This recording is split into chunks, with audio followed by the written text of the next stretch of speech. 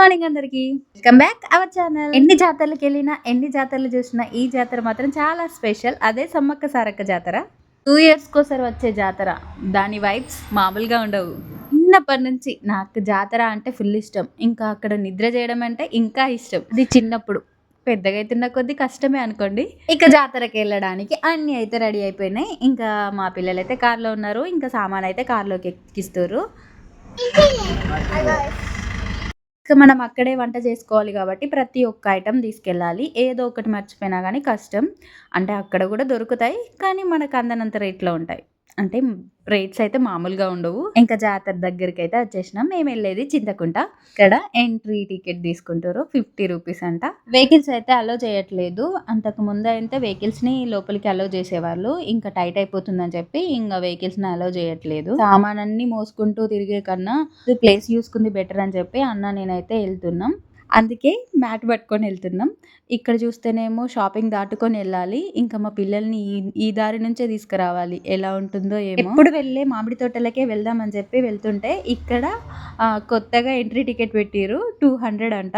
ఇంకా 200 అయితే ఇచ్చినాం. కోడికి అయితే 200 అంట. యాట అయితే 500 అంట. ఎక్కువ జనాలు అయితే మామిడి తోటలో లేరు. బయట ఉన్నారు కానీ మామిడి తోటలో అయితే లేరు. ఎంట్రీ టికెట్ పెట్టినందుకో ఏమో ఎక్కువ అయితే కనిపించలేదు. మేము మార్నింగే వచ్చినాం కాబట్టి ఎక్కువ అనిపించట్లేదు. రాను రాను పెరుగుతారేమో. ఇంకా చూడండి ఎంత బాగుందో ఇక్కడ. పచ్చని పొలాల పక్కకి మామిడి తోటలో వంట చేసుకుంటే ఎంత బాగుంటుందో. ఎప్పుడు జాతరకు వచ్చినా మామిడి తోటలకే వస్తాం పక్కాగా. ఇక మా వాళ్ళు అయితే వచ్చేసారు. ఇక్కడ అన్ని సెట్ చేసుకొని ఇక దర్శనానికి అయితే వెళ్ళాలి.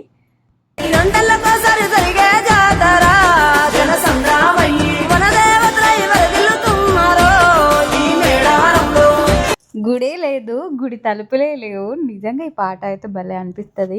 3 రోజులు ఉండి 3వ రోజు తర్వాత మళ్ళీ అడవిలోకే వెళ్ళిపోతారు అమ్మవార్లు. అది కూడా అమ్మవార్లకు రూపము ఉండదు. నీ అమ్మవార్ల మహిమ మాత్రం చాలా ఉంటది.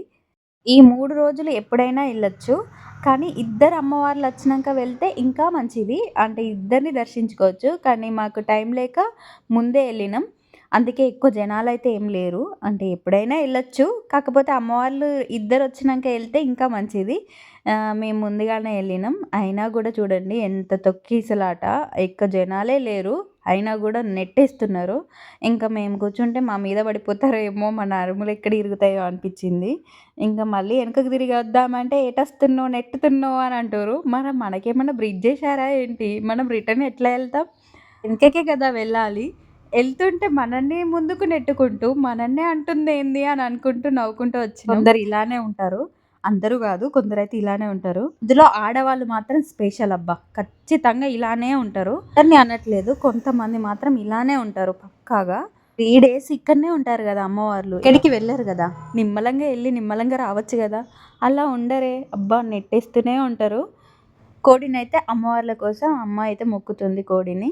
ఇక ఈ గ్యాప్లో మా పిల్లలైతే షాపింగ్కి అయితే తీసుకెళ్ళిపోయినాం. అంటే ఇంకా ఆగట్లేదు. నేను చెప్పాను కదా స్టార్టింగ్, షాపింగ్ అయితే దాటుకొని వెళ్ళాలి పిల్లలతో ఎలానో అనుకున్నా. ఇంకా మా చిన్నోడైతే స్టార్ట్ చేసిండు. దర్శనం కూడా మామూలుగా చేసుకొని ఇవ్వలేదు. అది అరుస్తూనే ఉన్నాడు. ఇంకా బొమ్మలు ఎప్పుడు కొనిస్తావమ్మా, బొమ్మలు ఎప్పుడు అని ఇంకెంతసేపు అంటూనే ఉన్నాడు.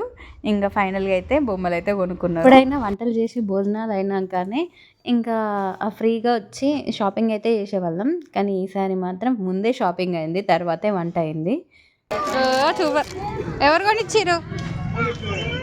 అయ్యో మామోటి అమ్మమ్మోటి కదా. ఇక్కడ ఎవరి పనిలో వాళ్ళు ఉన్నారు. పిల్లలేమో ఆడుకుంటూ, పెద్దవాళ్ళేమో పని చేసుకుంటూ, ఇంకా నేనేమో వాళ్ళని వీడియో తీస్తూ. అంటే నీకేం పని లేదా అనుకోకండి, నేను కూడా పని చేస్తూనే వీడియో తీస్తున్నాను. ఇక్కడ మామయ్య పప్ప అయితే పొయ్యి అయితే అంటు పెట్టారు. పొయ్యి మీద ఎట్లా వండినా కూడా, ఎవరు వండినా కూడా భలే టేస్ట్ అయితే వస్తుంది. ఇంకా తొందర కూడా అవుతుంది. స్టవ్ మీద అయితే చాలాసేపు టైం పడుతుంది, కానీ స్టవ్ మీద కన్నా పొయ్యి మీద వండితే మాత్రం సూపర్ టేస్ట్ ఉంటుంది. అలానే ఫాస్ట్గా కూడా అవుతుంది. యుద్ధానికి పోయి కత్తి మర్చిపోయినట్టు వంట చేసుకోవడానికే పోయి పెద్ద స్పూన్ మర్చిపోయినాం.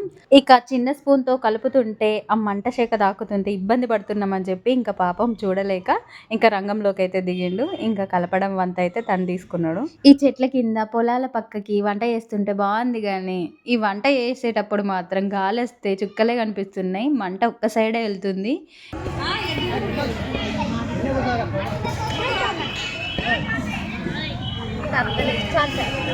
ఇక మా కూర అయితే దగ్గరికి వచ్చేసింది. ఇక్కడ మా పిల్లలు ఏంటి ముగ్గురు ఒకే దగ్గర ఉన్నారు అనుకున్నారా? అగో చూడండి వాళ్ళు వస్తుర్రు. అందుకే భయపడతారేమో అని చెప్పి ఇంకా అమ్మ అయితే దగ్గర పెట్టుకుంది పిల్లల్ని. పడతారేమో అనుకున్నాం కానీ వాళ్ళైతే అస్సలకే భయపడలేదు.